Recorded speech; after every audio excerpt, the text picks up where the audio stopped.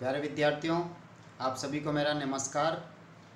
मैं डॉक्टर नेमीचंद कुमावत, सहायक आचार्य हिंदी विषय, राजकीय महाविद्यालय की आपकी इस बीए पार्ट सेकेंड विषय हिंदी साहित्य के द्वितीय प्रश्न पत्र की इस ऑनलाइन कक्षा में हार्दिक अभिनंदन और स्वागत।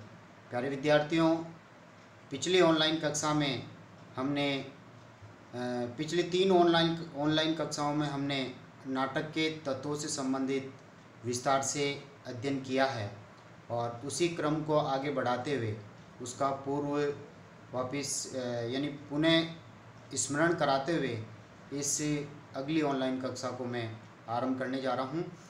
पिछली 3 ऑनलाइन कक्षाओं में आपने नाटक की अर्थ प्रकृतियाँ, नाटक की 5 जो अर्थ प्रकृतियाँ होती है उसके बारे में कौन कौन सी आपको सभी को याद हो गई होगी। अब कोई बता सकता है विद्यार्थी कि नाटक की 5 अर्थ प्रकृतियाँ कौन कौन सी हैं?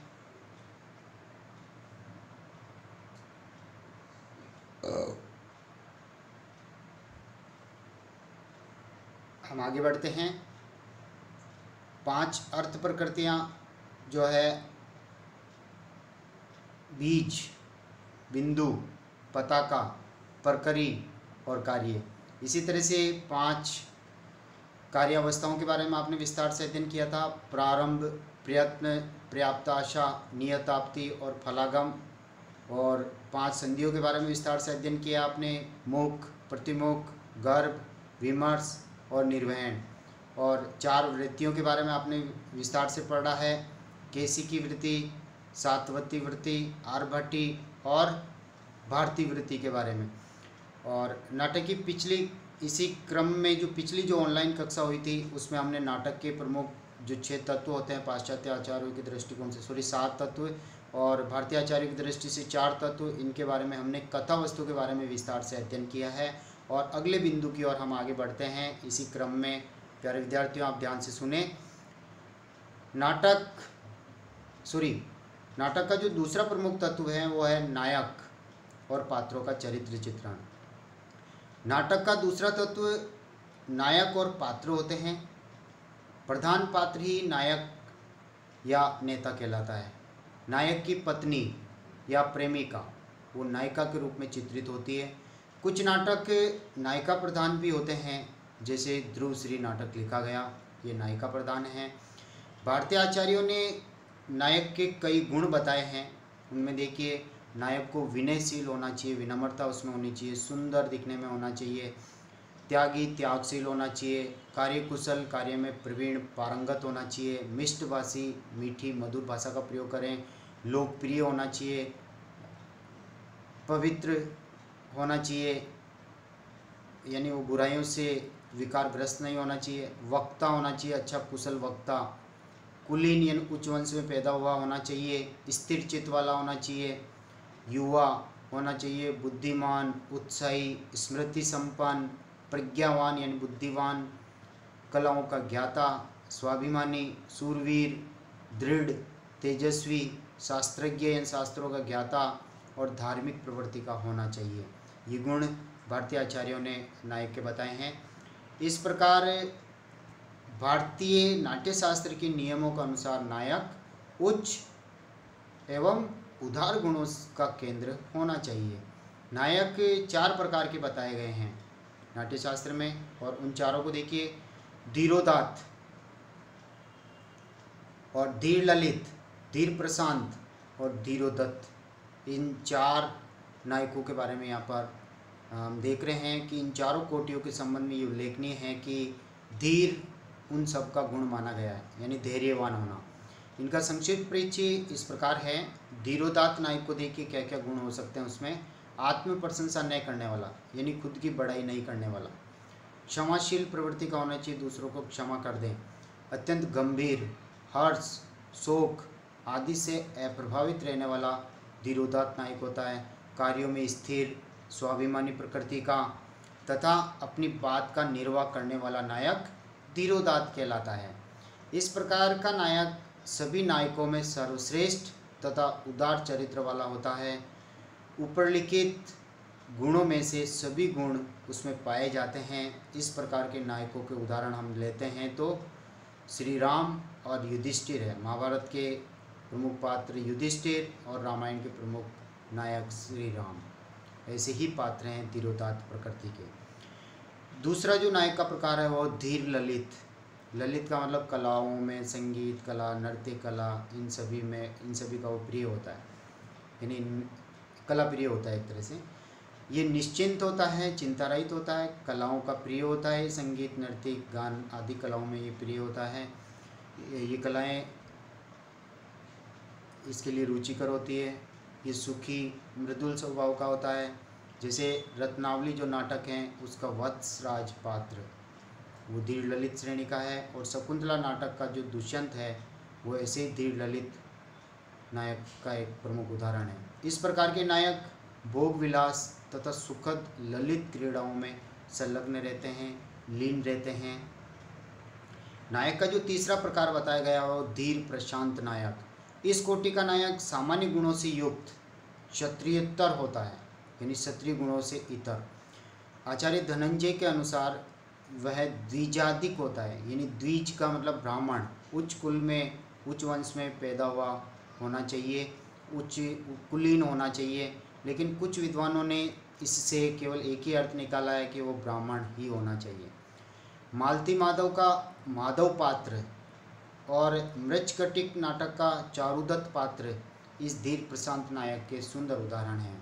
नायक का जो तीसरा प्रकार आता है वो धीरोदत्त नायक। ये मायावी प्रकृति का होता है, जादुई कलाओं में ये पारंगत होता है, उग्र स्वभाव का, चपल यानी चंचल स्वभाव का, अहंकारी और दर्प यानी अभिमान से ये पूर्ण होता है, अभिमान से भरा हुआ होता है। आत्मसल्लांगी यानी खुद की प्रशंसा करने वाला होता है ये धीरोदत्त नायक, जैसे रावण जैसी प्रकृति के लोग।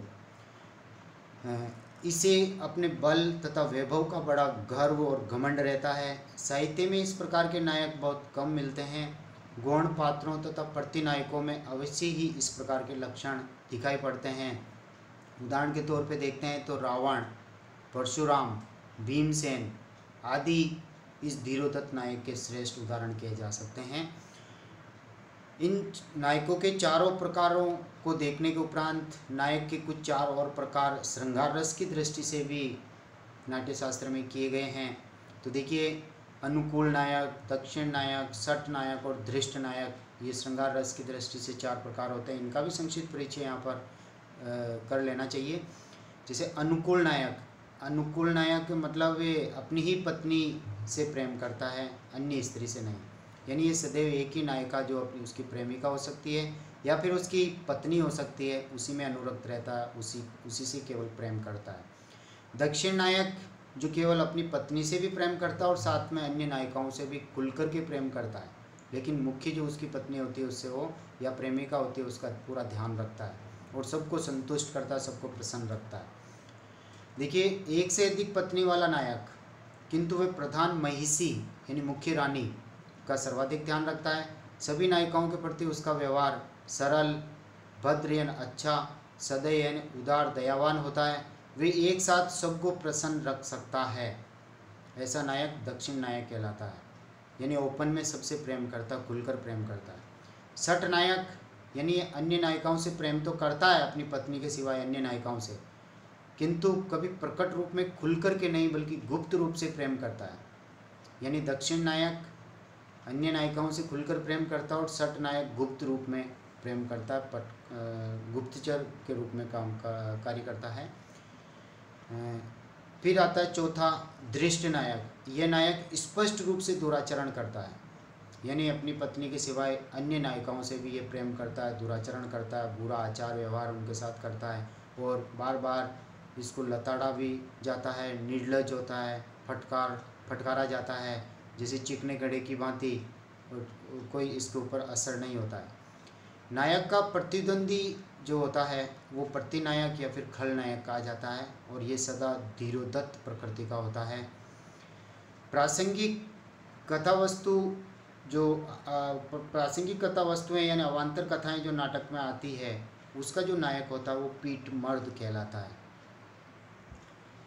नाटक के जो सहायक पात्र होते हैं नायक के अलावा, नायक के अतिरिक्त, नायक तथा प्रतिनायक के अतिरिक्त प्रत्येक नाटक में अन्य अनेक पुरुष पात्र रहते हैं, जिनका उद्देश्य नायक या प्रतिनायक को अभीष्ट फल की प्राप्ति में सहायता देना होता है। इस प्रकार के पात्रों में विट, चेट, सकार और विदूषक श्रेणी के मुख्य पात्र होते हैं। इनका भी संक्षिप्त परिचय यहाँ पर जान लेना चाहिए। जैसे विट पात्र जो होता है, इस श्रेणी का पात्र, वो वेश्या का उपचार करने में कुशल होता है, मधुर होता है, उसका व्यवहार कुशल होता है, वह कवि भी हो सकता है, ऊहापोह की परिस्थिति लाने में समर्थ होता है। और ऊहापोह का तात्पर्य ऊपर नीचे घटनाओं में ऊपर नीचे यानी असमंजस की स्थिति पैदा करने में समर्थ होता है, बात करने में ये चतुर होता है। ऐसे ही पात्र विट श्रेणी के कहलाते हैं। फिर दूसरा जो पात्र होता है वो चेट पात्र, सहायक पात्रों में ये कलह प्रिय होता है, कलह करना इसको बहुत प्रिय लगता है, अच्छा लगता है। अनेक कथाओं को ये जानने वाला होता है। विकृत रूप वाला ये होता है, गंध का सेवन करने वाला या इसका उपयोग करने वाला होता है। मानने और न मानने वाली बातों का विशेष ज्ञान रखने वाला चेट श्रेणी का पात्र होता है। तीसरा होता है सकार पात्र। ये श्वेत वस्त्रों को धारण करने वाला और आभूषणों को पहनने वाला होता है। अकारण क्रोध करने वाला भी हो सकता है और शीघ्र ही प्रसन्न होने वाला भी होता है। अधम कोटि का, विकारों से यानी बुराइयों से युक्त, दुराचार से युक्त और मागध भाषा बोलने वाला सकार श्रेणी का पात्र होता है। चौथा जो पात्र होता है इनमें सहायक पात्रों में, वो होता है विदूषक श्रेणी का पात्र, यानी जिसे हम सामान्य भाषा में बहरूपिया कह देते हैं। सर्कस वगैरह में जो होता है, हंसाने का जो कार्य करता है, हास्य रस से ये परिपूर्ण होता है। ऐसे पात्र विदूषक श्रेणी के पात्र होते हैं। संस्कृत नाटकों में हास्य विनोद के प्रसंग उपस्थित करने वाला विदूषक होता है। वामन यानी छोटे कद का, बड़े दांतों वाला, कुबड़ा, विकृत मुंह वाला, पीली आंखों वाला और दोहरे प्रकार की बातें करने वाला विदूषक होता है। विदूषक के एक तरह से नायक का मनोरंजन करने वाला होता है। सत्य परामर्श ये नायक को देता है। प्रेम आदि प्रसंगों में नायक को विदूषक ही मंत्रणा देता है और संकेतपूर्ण यानी इशारे से या अभिनय के द्वारा, हाव भावों के द्वारा ये बातें भी करता है। वह नायक का मित्र माना जाता है। और अंत्यपुर यानी जहाँ रानियाँ निवास करती है, अंत्यपुर तक इस विदूषक की पहुँच होती है। इस प्रकार प्रत्यक्ष हास्योत्पादक यानी हास्य उत्पन्न करने वाली विकृतियों से युक्त होने पर भी विदूषक एक नाटक में महत्वपूर्ण पात्र माना जाता है। हास्य रस को जन्म देने वाला ये विदूषक ही होता है। नाटक में एक पात्र नायिका भी होती है। ये सर्वगुण संपन्न, नायक की प्रिया या अभिप्सिता यानी उसकी चहेती नायिका होती है। नायिका के जो गुण हैं वो रूपवती यानी सुंदर होनी चाहिए, गुणवान, शील सौंदर्य से युक्त, यौवन से युक्त, माधुर्य गुण से युक्त और शक्ति से संपन्न होनी चाहिए। प्रसन्न और स्नेहपूर्ण, मधुरभाषी, योग्य, क्षोभ रहित, लय ताल का ज्ञान रखने वाली और रसयुक्त होती है। नायिका के रूप और गुणों का आकर्षण नायक के लिए अत्यंत महत्वपूर्ण होता है। ये प्रेरणा स्वरूप भी होती है, नायक के लिए प्रेरक का कार्य भी करती है। इसके अतिरिक्त नाटक में अन्य सामान्य महत्व के स्त्री पात्र भी कार्य करते हैं।